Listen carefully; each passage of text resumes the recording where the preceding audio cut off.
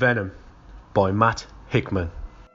He had received the code number 104 no longer than 90 seconds ago. Dr. Raymond Andrews fumbled with his keycard. He quickly scanned the card through the security device and burst into the chamber, his two most senior team members at his heels. All three men stared in horror at the scene of carnage before them. A large, muscular man was bound to a leather gurney, restrained by his wrists and ankles. His back was arched inches from the surface of the bed.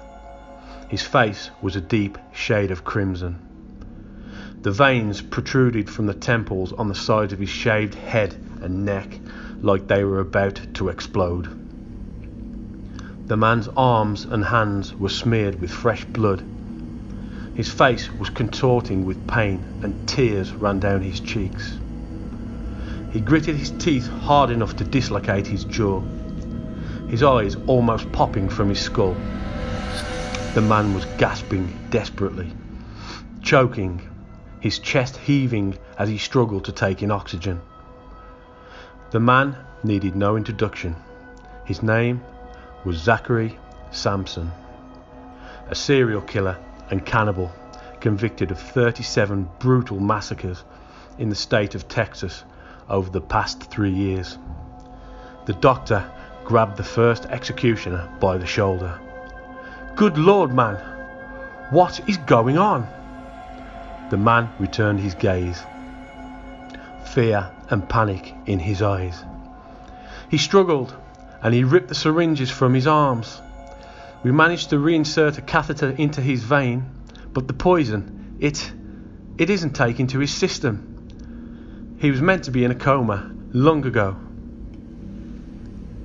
The doctor inspected the spots of blood and clear liquid that had pooled on the ground below his feet. The deadly chemicals had sprayed across the room from where the prisoner had torn the drips from his arms. "How long since he was injected?" asked the doctor. The man hesitated. 53 minutes, sir." "Holy shit! He should have been unconscious in 35 seconds. If you've mixed the levels of barbiturates unequally, we have no idea how the poison could be infecting his blood." As if confirming the doctor's statement, the man's thrashing and buckling on the gurney increased. The prisoner's face was beginning to turn purple. The pressure in his skull so intense that the blood vessels in his eyes burst into crimson and began to leak a thick yellow liquid down his cheeks. A stream of deep red blood ran from the man's nose. A thick stream of bubbly saliva began to froth from the corners of his mouth. The ECG machine that monitored the prisoner's heartbeat was spiking and bleeping frantically. "We have to do something for him," the doctor screamed. "He could be suffering brain damage." The prisoner began to shake violently.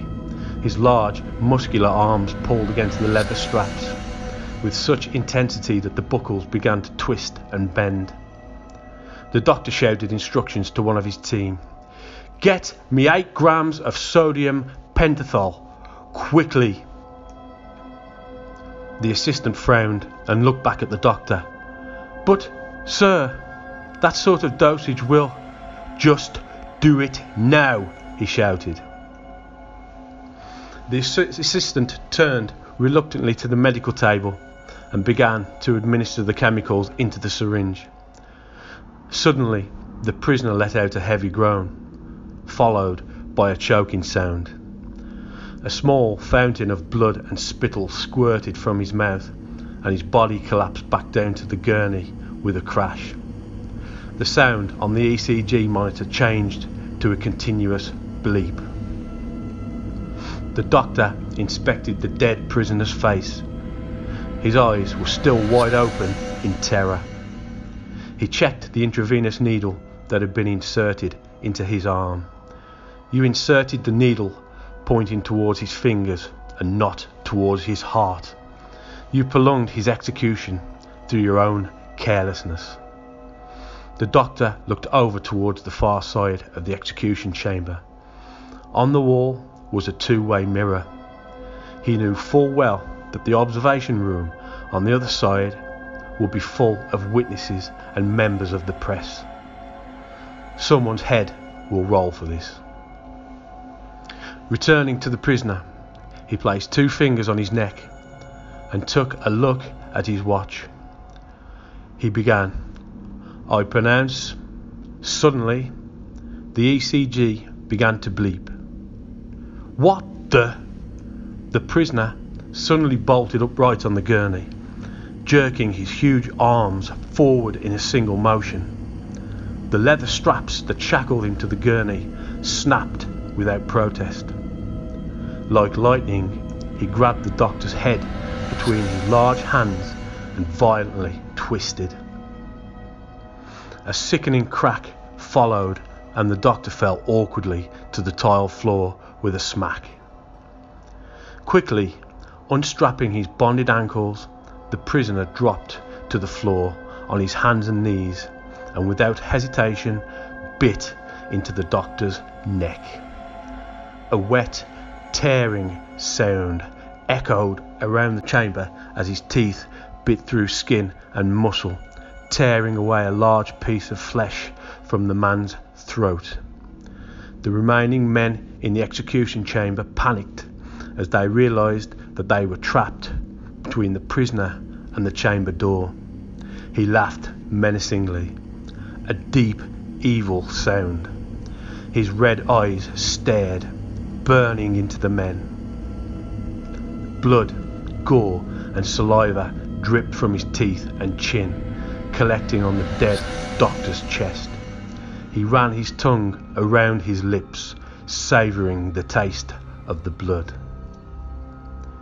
Reaching his hand into the doctor's pocket, he retrieved the key card. In an instant, he leapt.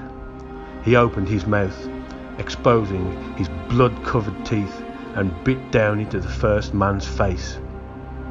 The man let out a scream of agony, unable to escape from the larger man's vice-like grip. The prisoner let out a sigh of satisfaction as the man's warm blood sprayed into his mouth and down his throat. Behind the prisoner, the doctor struggled to get himself up from the floor, attempting to clamber to his feet. After a few moments of struggle, he stood upright, his head hanging downwards at a strange angle.